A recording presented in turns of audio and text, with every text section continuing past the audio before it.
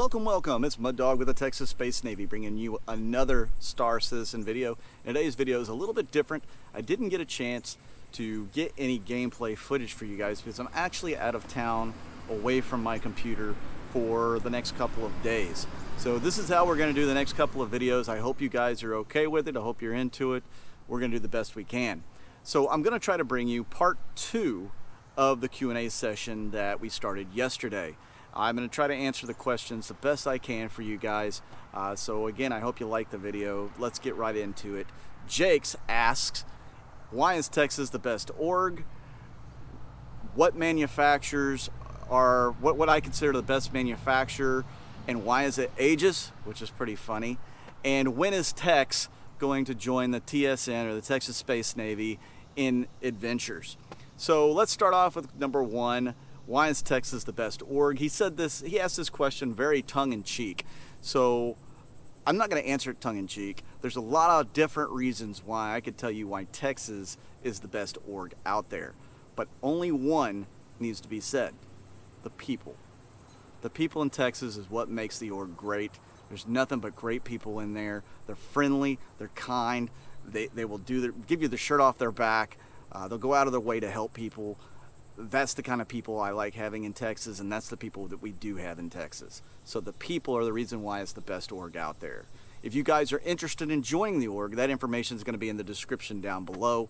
Definitely check it out. If that's the kind of people you want to roll with, that's the kind of people we have. And they're from all over the world. You don't have to actually be from Texas to be in the org. You can be from anywhere. We got people in Sri Lanka, Malaysia, South Africa, Denmark, Germany, Australia, New Zealand, people from everywhere, even everywhere in the United States. So definitely check that out. So back to the questions. Jake's second question, really it was, when is Tex going to join the TSN on some adventures? I had planned to do that this last Saturday.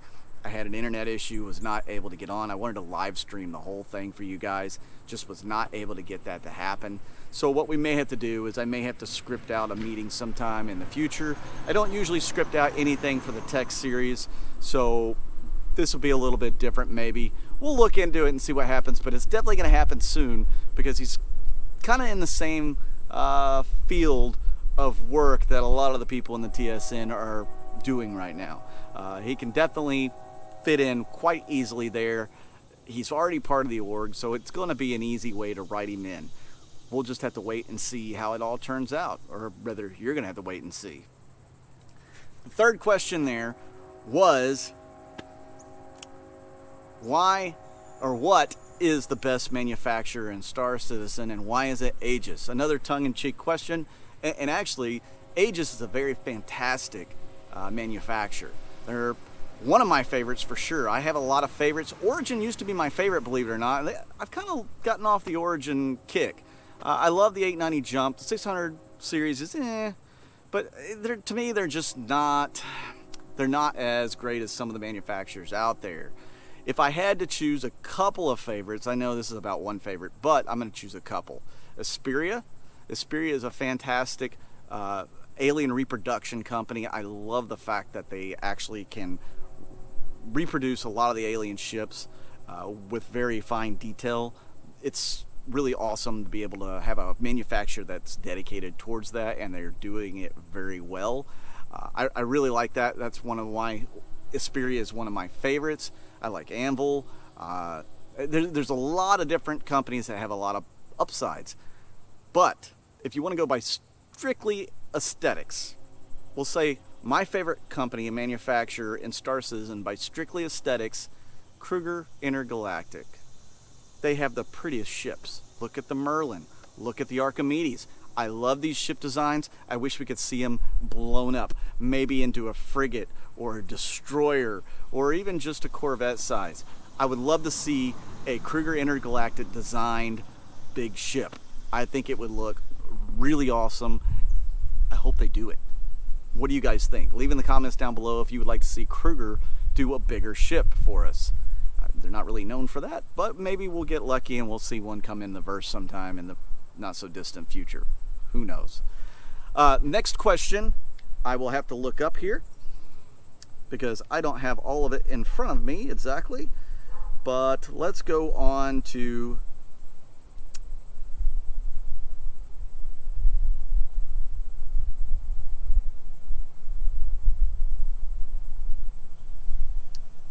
Rigsy 73, he asks, so discounting infrastructure and focusing on content, what is the one item of content, no matter how big or small, my choice, are you most looking forward to?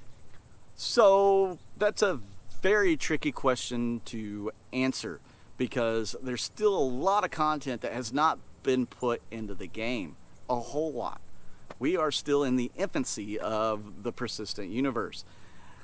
So I could go off and say certain ships. I could say certain things like exploration, salvage, medical gameplay. I could go off and javelins, Idrises. I'm looking forward to all these things. There's so many different things I could pick to answer this question. I'm going to pick one thing, because that's what he asked for. One thing that I'm looking forward to more than anything else, and that will pertain to everything else going forward in Star Citizen. No, it's not server meshing. No, it's not iCache. Waypoints. I want user-defined waypoints. I want to be able to set my waypoint and go where I want to inside any star system. That is the content that I'm looking for that hasn't been talked about very much at all. That's what I want to see. Because if you're going to be an explorer, you need to be able to explore wherever you want to. You need to be able to go wherever you want to. So, you got to be able to set your own waypoints. If you want to explore the one asteroid field at the far distant side of the system, you need to be able to set a waypoint there. I'm sure there's not necessarily going to be something of total interest there. The devs aren't necessarily going to put one there for you. You need to be able to set that up.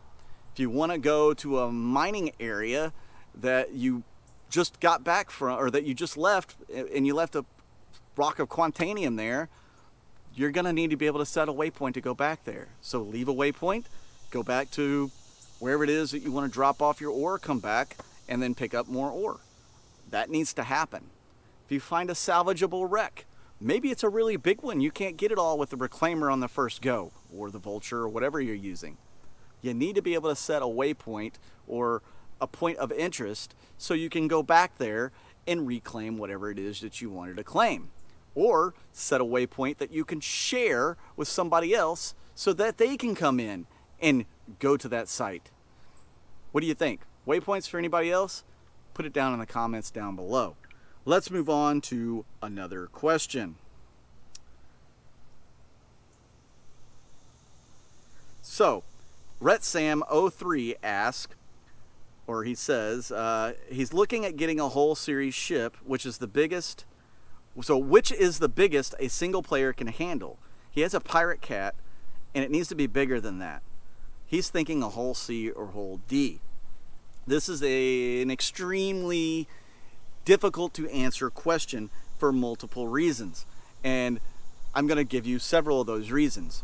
So technically, even a cat is not a soloable ship. I mean, you can fly it solo. You can fill it up solo. You can drop your stuff off solo. Sure, why not? But it's not designed to be a solo ship. You've got a co-pilot seat, you got engineering, you've got turrets, you got several different places that you're gonna need people or NPCs to fill.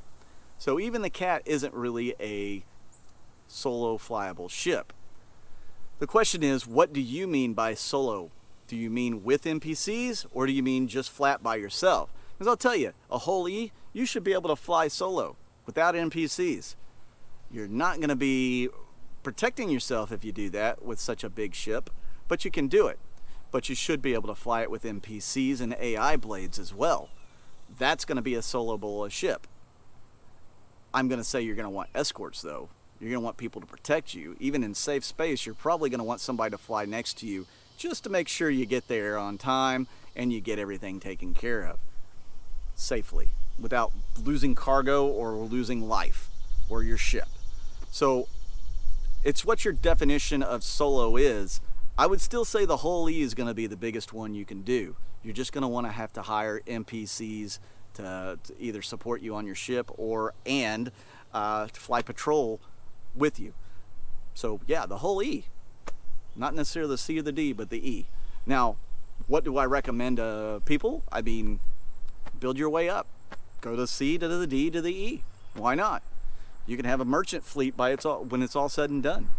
By the time you get to the E, you could be making so much money when you run one E run that you're going to have enough money to buy most ships below that size in game.